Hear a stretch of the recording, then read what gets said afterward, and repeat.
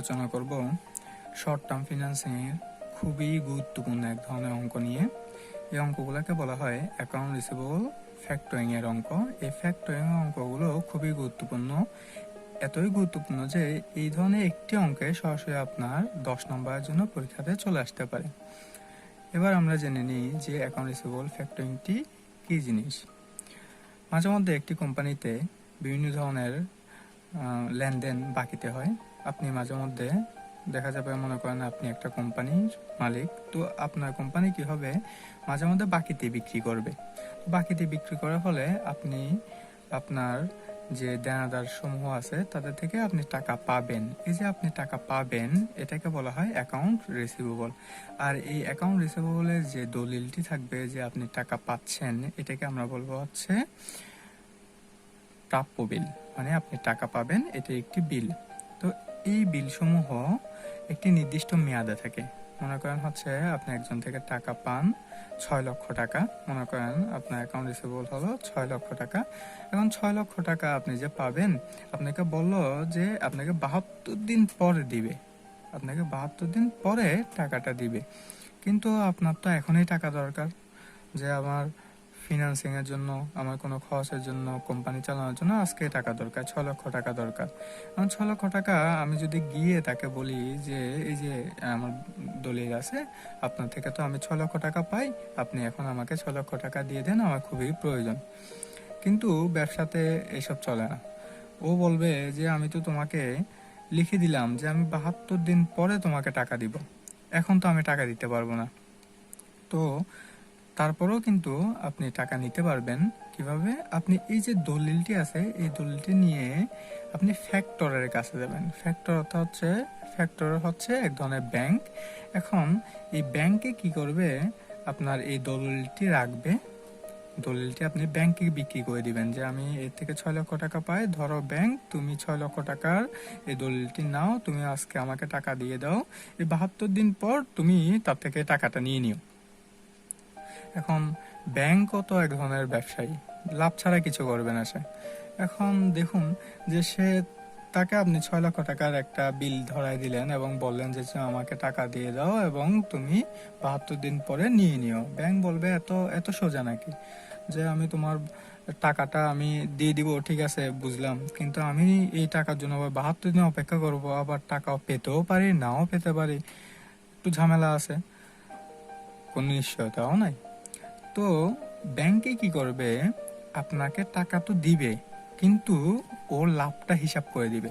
সে কি করবে, যেহেতু এই যে বিলের টাকা মাঝে মধ্যে প্রত্যাখ্যানও হতে পারে, মাঝে মধ্যে আদায় করতে কিছু কষ্ট থাকতে পারে, নাও হতে পারে, এই জন্য ব্যাংকে কি করবে, আপনার থেকে কিছু রিজার্ভ রেখে দিবে। মানে আপনি যে টাকাটা চাইবেন তার থেকে মনে করেন রিজার্ভ রাখলো 10%, সে কি করবে কিছু টাকা রিজার্ভ রেখে দিবে, বাকি টাকা আপনাকে দিবে। কিন্তু আরো কষ্ট আছে।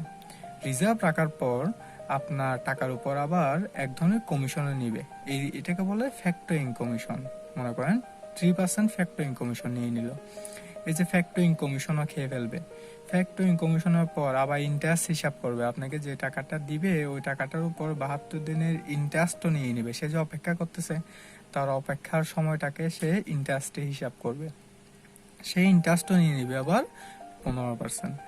এই সব কিছু নেওয়ার পর আপনাকে কি করবে, কিছু টাকা হাতে ধরাই দিবে। এটাকে আমরা বলবো হচ্ছে নেট অ্যামাউন্ট অফ অ্যাডভান্স। মানে আপনাকে যে টাকাটা দিবে, আপনি 6 লক্ষ টাকা দিবেন, আপনি যদি 6 লক্ষ টাকা ব্যাংকে দেন, এই সবগুলা কাটাকাটির পর দেখা যাবে আপনার কাছে হয়তো দেখা যাবে হচ্ছে 5,50,000 মতো টাকা আসবে। তো বাকি যে টাকাটা আছে এটা ব্যাংকে থেকে যাবে, ওই ব্যাংকের লাভ এটি। তো ফ্যাক্টর এখানে কাজ করা হচ্ছে আপনার প্রাপ্য বিল সমূহ ভাঙানোর জন্য। এখন আমরা একটু দেখি যে এটার বিস্তারিত একটু আলোচনা করি। এখানে আপনার অ্যাকাউন্ট রিসিভেবল টার্নওভার বলতে বোঝায় হচ্ছে আপনার যে অ্যাকাউন্ট রিসিভেবল সমূহ আছে এটা কতদিন পর পর টার্নওভার হয়, কতদিন পর পর আদায় হয়। এখন এটা বের করার অনেকগুলো পদ্ধতি আছে। আপনি 360 divide by average collection period দিয়ে ভাগ করে দিতে পারেন। তাহলে হচ্ছে 360 দিনে একটি বছর, অ্যাভারেজে যদি দিনে করে আপনার কালেকশন হয়, তাহলে আপনার 72 দিয়ে ভাগ করলে আপনি এক বছরে 5 বার চক্রটি ঘুরবে, 5 টাইমস। এটাই হচ্ছে অ্যাকাউন্ট রিসিভেবল টার্নওভার। এটি খুবই গুরুত্বপূর্ণ, এই জন্য এটা নিয়ে আলোচনা করা হচ্ছে, পরবর্তীতে এটি খুবই কাজে দিবে। এরপর দেখুন যে বলল এটি আরেকভাবে বের করা যায়। আপনি অ্যানুয়াল ক্রেডিট সেলস, মানে এই যে দেখুন অ্যানুয়াল ক্রেডিট সেলস, যেটাকে আমরা ACS বলে থাকি। অ্যানুয়াল ক্রেডিট সেলস হচ্ছে 30 লক্ষ টাকা। আপনি অ্যানুয়াল ক্রেডিট সেলস 30 লক্ষ টাকা, এটিকে যদি average account receivable AAR average account receivable দিয়ে যদি ভাগ করে দেন, তারপরও আপনি অ্যাকাউন্ট রিসিভেবল টার্নওভারটি পাবেন। দেখুন 30 লাখকে যদি আমি 6 লাখ দিয়ে ভাগ দিয়ে দিই, তাহলে আপনি পাবেন 5 টাইমস, অর্থাৎ এটিকে আমরা এনও বলি। এন অর্থ হচ্ছে সময়, তো আমরা এটাকে এন বলি, যে কতবার চক্রটি ঘুরবে এটিকে আমরা বলি এন। তো এক বছরে 5 টাইমস ঘুরে আসে। তো আমরা দেখে নিলাম যে অ্যাকাউন্ট রিসিভেবল টার্নওভারটি আমরা কিভাবে নির্ণয় করতে পারি। নির্ণয় আমরা দুটি পদ্ধতি দেখে নিলাম। এখন দেখুন, যদি আপনি নিজে এই অ্যাকাউন্ট রিসিভেবল টাকাগুলা কালেকশন করতে যান 72 দিন পরে, মাঝে মধ্যে দেখা যাবে কিছু দেনাদার আপনাকে টাকা দিলেও কিছু দেনাদার থেকে আপনি টাকা নাও পেতে পারেন। তো এই জন্য যদি আপনি নিজে আদায় করতে যান এই টাকাগুলো, তাহলে আপনার কিছু খরচ হবে। দেখুন, এক ধরনের খরচকে বলে অ্যাডমিনিস্ট্রেশন কস্ট, অর্থাৎ আপনি যদি নিজে টাকা আদায় করতে চান তাহলে আপনার অ্যাডমিনিস্ট্রেশন খরচ হবে। আপনাকে তাদের থেকে টাকা আদায় করার জন্য কিছু খরচ, কিছু দলিলাদি, এগুলা কিছু মানুষ লাগাতে হবে তার থেকে টাকা আদায় করার জন্য, এটাকে বলে অ্যাডমিনিস্ট্রেশন কস্ট। আরেক ধরনের কস্ট হতে পারে লস হতে পারে, এটা হচ্ছে যদি আপনি টাকা আদায় করতে না পারেন তাহলে আপনার ব্যাড ডেপসে পরিণত হবে, কুরিনে পরিণত হয়ে যাবে, এটাকে আমরা বলবো ব্যাড ডেপ লস। কিন্তু আপনি যদি এই যে অ্যাকাউন্ট রিসিভেবল যে আপনার দলিল সমূহ আছে, অর্থাৎ প্রাপ্য বিল সমূহ আছে, এগুলো যদি আপনি ব্যাংকে দিয়ে দেন, ফ্যাক্টর করে ফেলেন, যদি আপনি ব্যাংকে দিয়ে দেন, ব্যাংকে বিক্রি করে দেন, তাহলে আপনার কিন্তু এই কস্টগুলো হবে না। কারণ আপনাকে কারো থেকে টাকা আদায় করতেও হবে না, ব্যাড ডেপস হওয়ার প্রশ্নে আসে না। যা আদায় করবে এখন তা ব্যাংকের কাজ। এখন আপনারা জানেন ব্যাংক হচ্ছে একটি শক্তিশালী প্রতিষ্ঠান, ব্যাংক তো খুবই শক্তিশালী। তো ব্যাংকে কি করে টাকা ছাড়ে না, তাদের যেহেতু এমপ্লয়ি ব্যবস্থা, তারা অর্থ নিয়ে কাজ করে, অর্থের লেনদেন এবং টেকনিকগুলো তারা ভালোই বুঝে, তারা টাকা আদায় করার ব্যাপারে কিন্তু খুবই সিনসিয়ার। তো তারা কিন্তু তাদেরটা আদায় করে ফেলবে, আদায় করতে না পারলে তারা আমাদের রিজার্ভ থেকে কাটবে। এখন এই জন্যই যদি ব্যাংকে আপনি আপনার অ্যাকাউন্ট রিসিভেবলগুলো যদি সেলস করে দেন, তাহলে আপনার দেখা যাবে হচ্ছে কি আপনার এই কস্টগুলো হবে না। কিন্তু আপনি যদি নিজে করতে যান তাহলে কিন্তু আপনার অ্যাডমিনিস্ট্রেশন কস্ট এবং ব্যাড ডেট কস্ট এই দুটি হবে। এবার আমরা দেখে নিব যে ফ্যাক্টরিং এর সূত্রসমূহ কিরূপ। ফ্যাক্টরিং এর দুটি সূত্র আছে, একটি হচ্ছে এপিআর আর একটি হচ্ছে ইআইআর। আপনারা জানেন যে শর্ট টার্ম ফিনান্সিং এর এই দুই ধরনের সূত্র থাকে।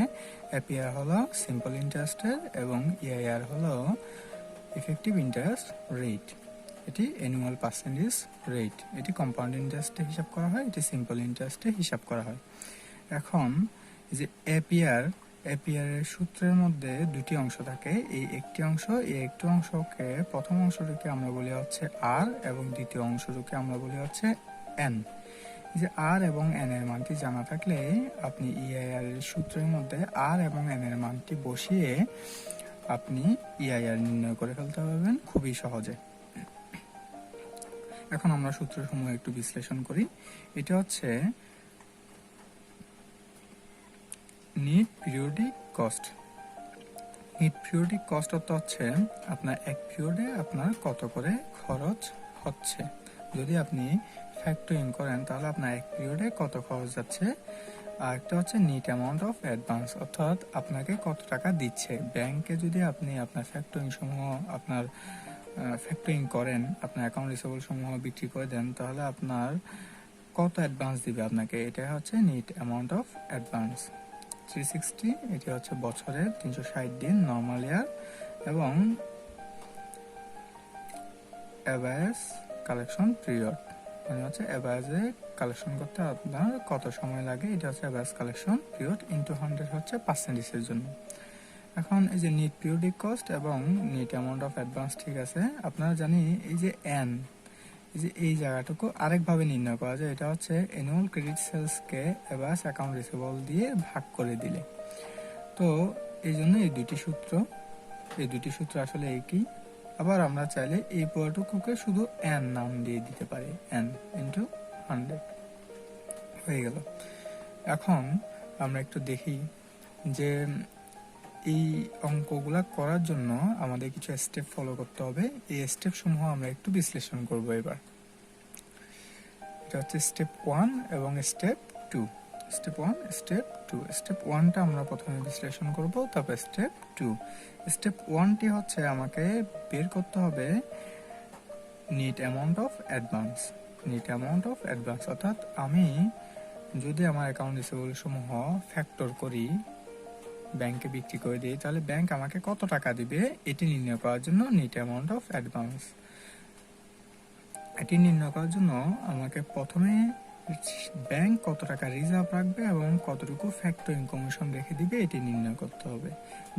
দুইটি পার্সেন্টেজ অঙ্কে দেওয়া থাকবে, আমরা এই দুইটি পার্সেন্টেজ এভারেজ অ্যাকাউন্ট রিসিভেবলের সাথে গুণ করে দিব, তাহলে আমরা এই দুটি পেয়ে যাব।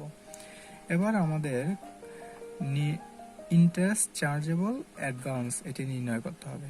ইন্টারেস্ট চার্জেবল অ্যাডভান্স যেটি আছে, এই আমার অ্যাভারেজ অ্যাকাউন্ট রিসিভেবল থেকে রিজার্ভ এবং ফ্যাক্টরিং কমিশন এই দুটি যদি আমি বাদ দিয়ে দিই, তাহলে আমরা পাবো ইন্টারেস্ট চার্জেবল অ্যাডভান্স, অর্থাৎ আমাকে যে টাকাটি দিবে তার উপরেও তো ইন্টারেস্ট ধরা হবে। এই জন্য আমাকে প্রথমে আগে এই দুটি বাদ দিয়ে নিতে হবে, রিজার্ভ এবং কমিশন।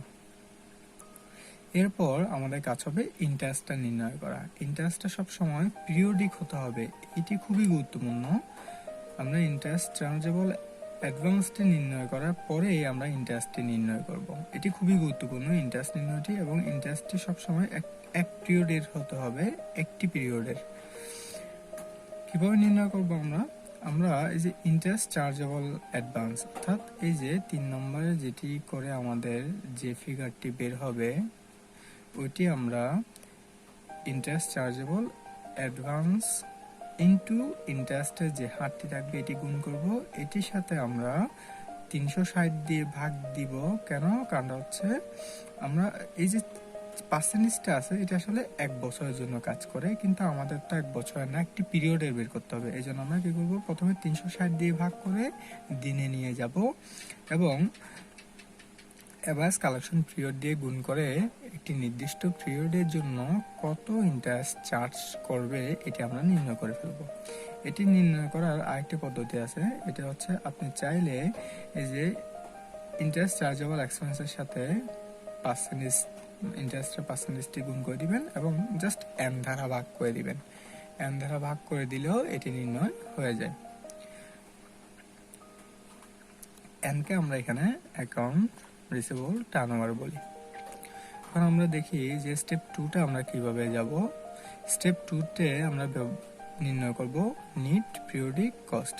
এই নিট পিরিয়ডিক কস্ট নির্ণয় করা খুবই গুরুত্বপূর্ণ। এক পিরিয়ডের কস্টই আমরা নির্ণয় করব।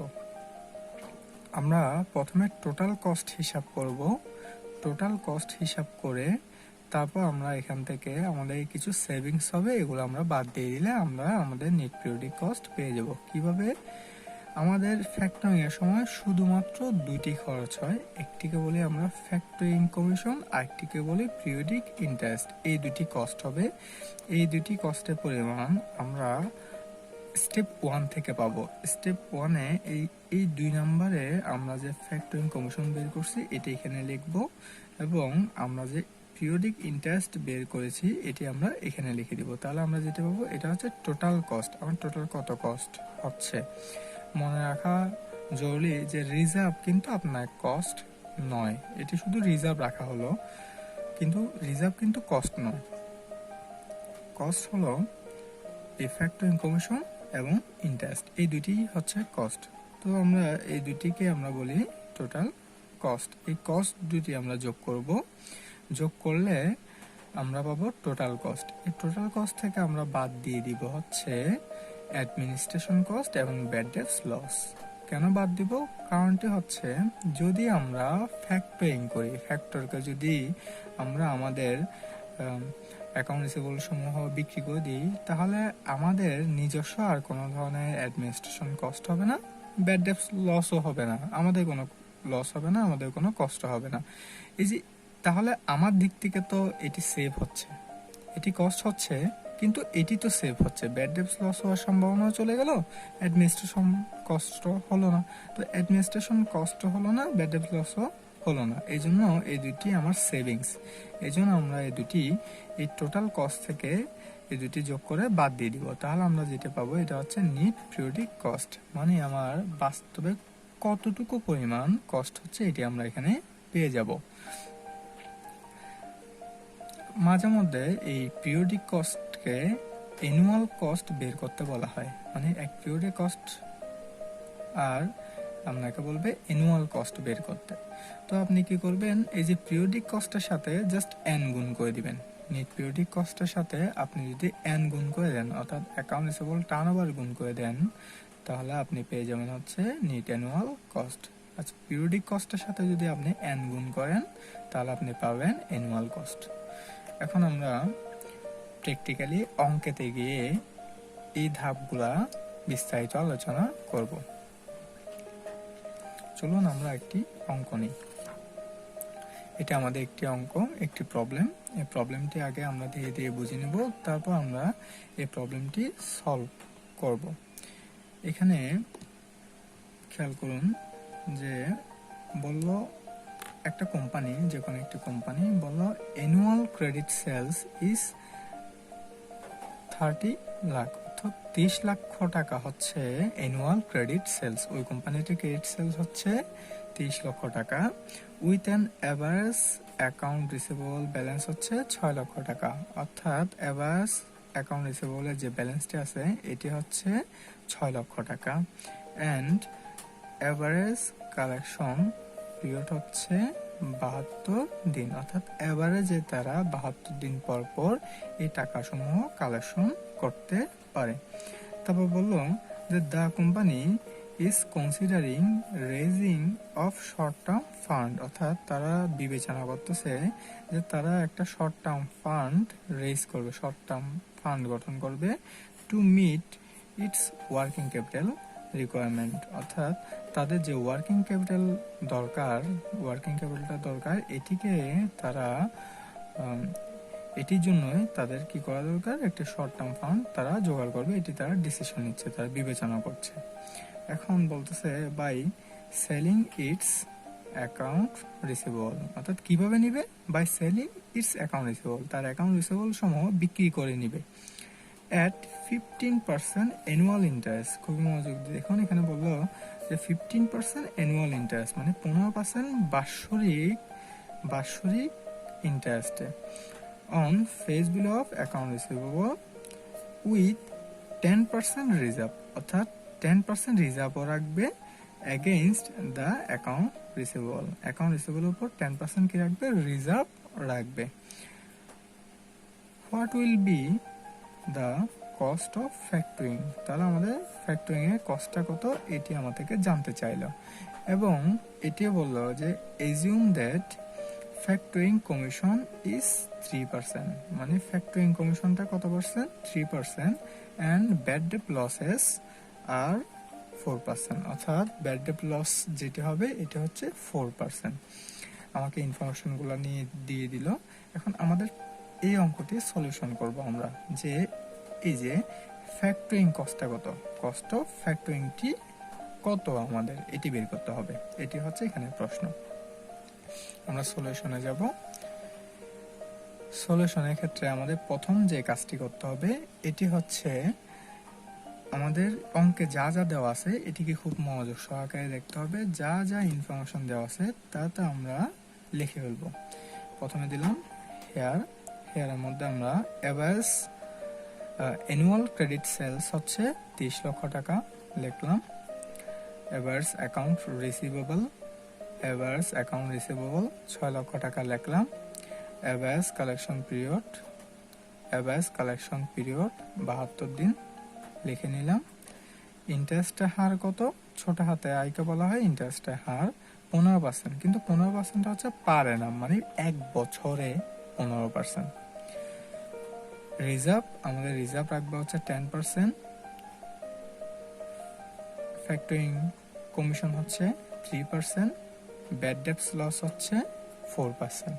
এই সব কিছু লেখার পর আমাকে আরেকটি কাজ করতে হবে, এটা হচ্ছে এন এর মানটি এখানেই নির্ণয় করে ফেলতে হবে। এন এর মানটি আমরা এখানেই নির্ণয় করে ফেলবো।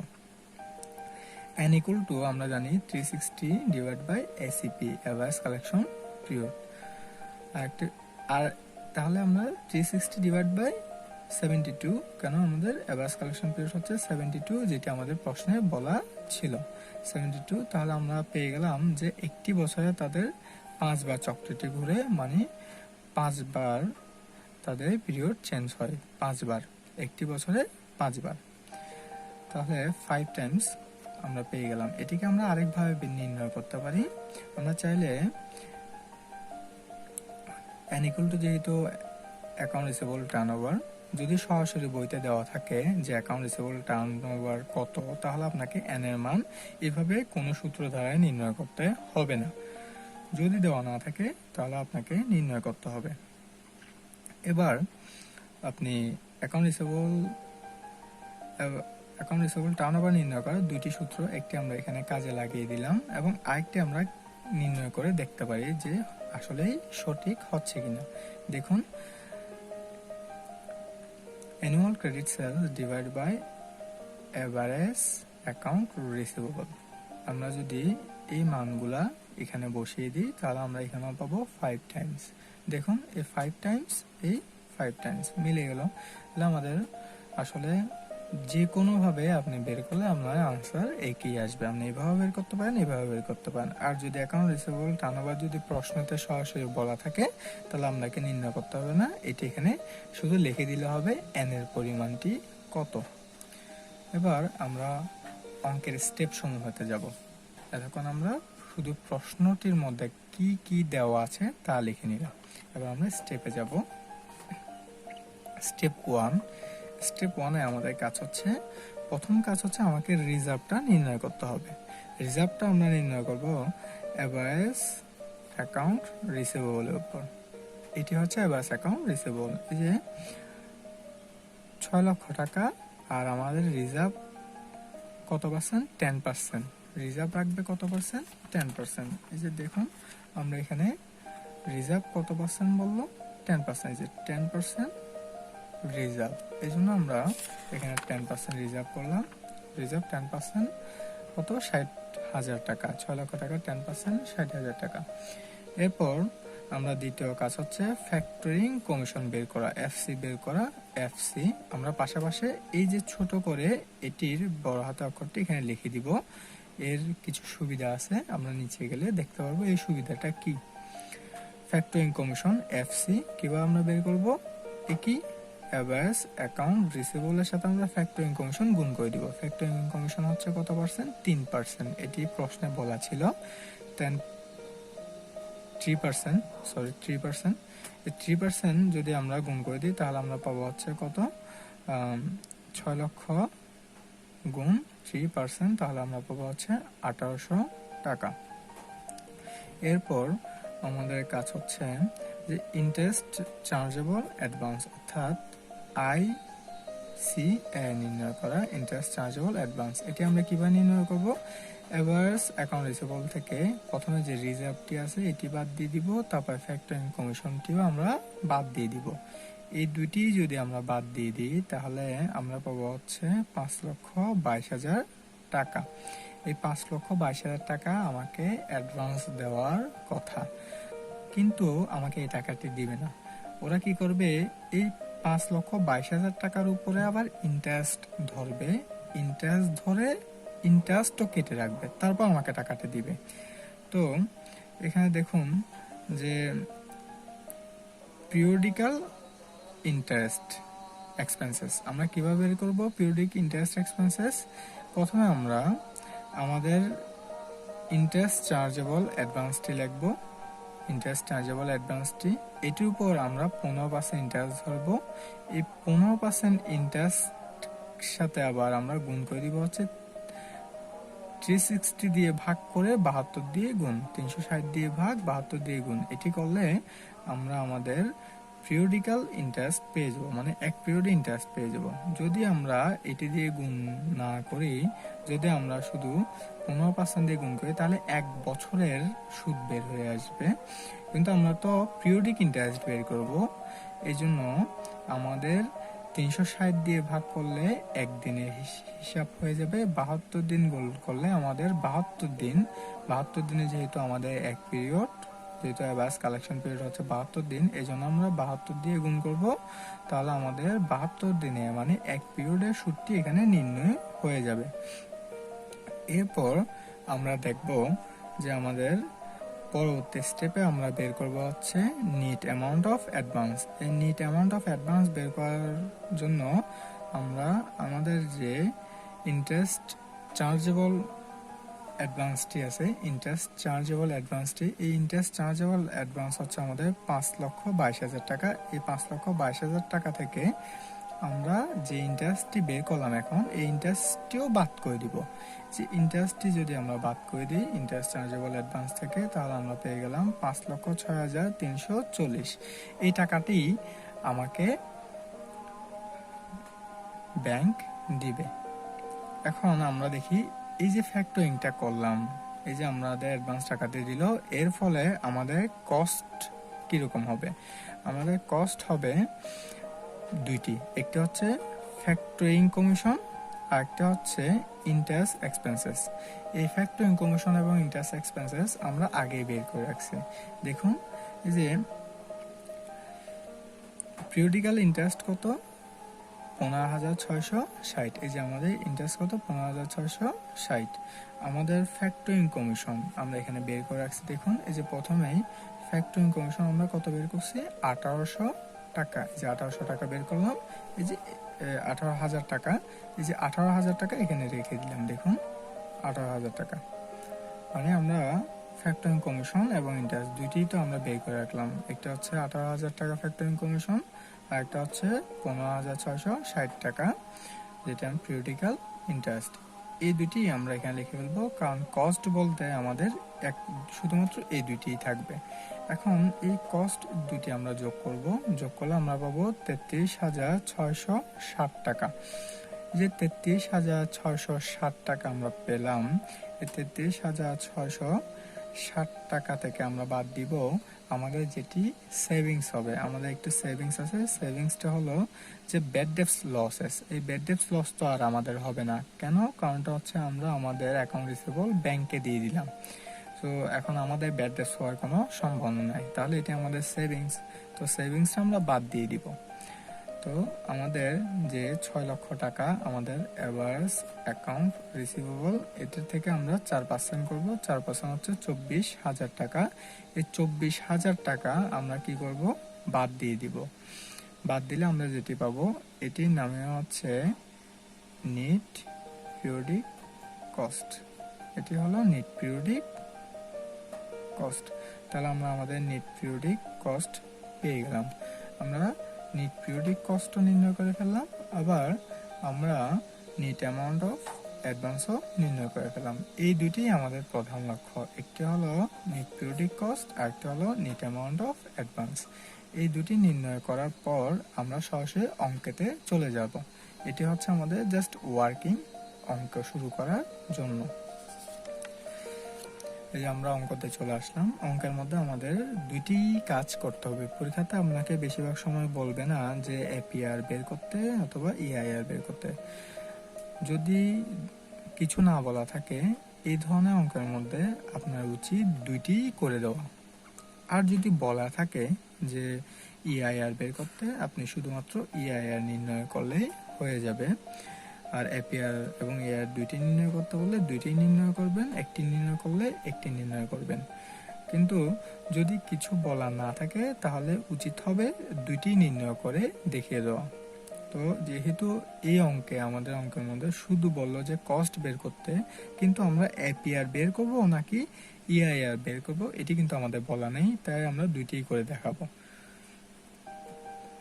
এপিআর এর সূত্রটি বসাবো, নিট পিরিয়ডিক কস্ট একটু আগে আমরা বের করলাম, এটি এখানে বসাই দিব। নিট অ্যামাউন্ট অফ অ্যাডভান্স আমরা বের করলাম, বসাই দিব। এন এর মান আমরা বের করছি 5, এটি বসাই দিলাম ইন্টু 100। আমরা যদি অঙ্কটি করে আসি তাহলে আমরা পাবো হচ্ছে এই যে 9.5390449111%। এখন আমাদের এত বড় সংখ্যা নেওয়ার দরকার নাই, আমরা অঙ্ক করার সময় আসলে 6টি করে সংখ্যা নেব। দেখুন 1 2 3 4 5 6, মানে দশমিকের পর আমরা 6টা করে সংখ্যা নিব, সংখ্যা নিয়ে আমরা অঙ্ক করব। এবং যখন আমাদের পার্সেন্টেজ নেওয়ার প্রয়োজন পড়বে, পার্সেন্টেজের সময় আমরা দশমিকের পর শুধু দুঘর নিব, কিন্তু দুঘর নেওয়ার আগে আমাদের খেয়াল করতে হবে যে দুঘরের পরের সংখ্যাটি কি আছে। দেখুন আমাদের নেওয়ার দরকার হচ্ছে 9.53 পর্যন্ত দুঘর, কিন্তু দুঘরের পরে যে সংখ্যাটি আছে এটি হচ্ছে 9। এই যে এই পরের যে সংখ্যাটি আছে, দুঘরের পর যে সংখ্যাটি আছে, এটি যদি 5-এর সমান অথবা তার চেয়েও বড় হয় তাহলে আমাকে আগের যে সংখ্যাটি আছে এটির সাথে 1 যোগ করে দিতে হবে। সেহেতু এটি হয়ে গেল 5.3 না হয়ে 5.4% হয়ে গেল, যেহেতু এরপর সংখ্যাটি 5 বা তার চেয়েও বড়। এখন আমরা দেখি যে ইআইআরটা আমরা কিভাবে বের করতে পারি। ইআইআর আসলে এপিআর এর একটি ভিন্ন রূপ। এপিআর থেকেই আসলে ইআইআর নির্ণয় করে, আর এবং এন এর মানটি জানলেই হলো।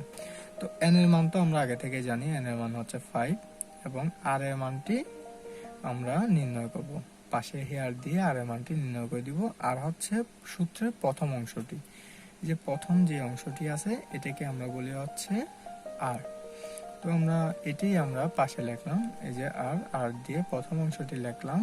এটির মধ্যে net periodic cost divide by net amount of advance দিয়ে ভাগ করে দিলাম। ভাগ করার পর যে সংখ্যাটি আসলো, এটা আমরা 6টি সংখ্যা নিলাম। 6টি নিলাম কারণ আমরা দশমিকের পর যদি আমরা 6 সংখ্যা নিয়ে কাজ করি তাহলে একটু ভালো রেজাল্ট পাওয়া যায়। যদি আমরা যত কম সংখ্যা নিয়ে আমরা কাজ করব ততই আমাদের অ্যাকুরেসি খারাপ হয়ে যাবে। বেশি সংখ্যা নিয়ে কাজ করলে অ্যাকুরেসি বৃদ্ধি পায়। আর আমরা 6টার চেয়েও বেশি সংখ্যা নিয়ে কাজ করতে পারি, কিন্তু তাতে জটিলতা বৃদ্ধি পায়। তো 6টি হচ্ছে একটা স্ট্যান্ডার্ড, 6টি নিয়ে কাজ করা ভালো। এখন আমরা এই যে আর এবং এন এর মানটি বসিয়ে দিলাম, আর সূত্রটি আমরা ক্যালকুলেটর দিয়ে অঙ্কটি করে দেখলে আমরা পাবো হচ্ছে কি 9.91%। 9.91%। তো দেখুন একটু, এপিআর বের হলো আমাদের কত? এপিআর বের হলো আমাদের 9.94%, এবং ইআইআর বের হলো কত? 9.91%। বড় কোনটি? বড় হলো ইআইআর। আমি আগেই বলেছিলাম একটি টিপসে যে আপনার সবসময় ইআইআরটি একটু বড় থাকবে। এই যে ইআইআর এটি একটু বড় আর এপিআরটি একটু ছোট। দেখুন ইআইআর হচ্ছে 9.91% আর এপিআর হলো 9.54%। তাহলে এটি অবশ্যই ছোট। যেহেতু এটি ছোট এবং এটি বড়, তাহলে আমাদের যে অনুমানটি আছে এই অনুমানের শর্ত পূরণ করেছে, সুতরাং আমরা বলতে পারি যে আমাদের অঙ্কটি হয়েছে। এটি জাস্ট একটা অ্যানিমেশন দিয়ে আপনাদের দেখিয়ে দিলাম। ধন্যবাদ।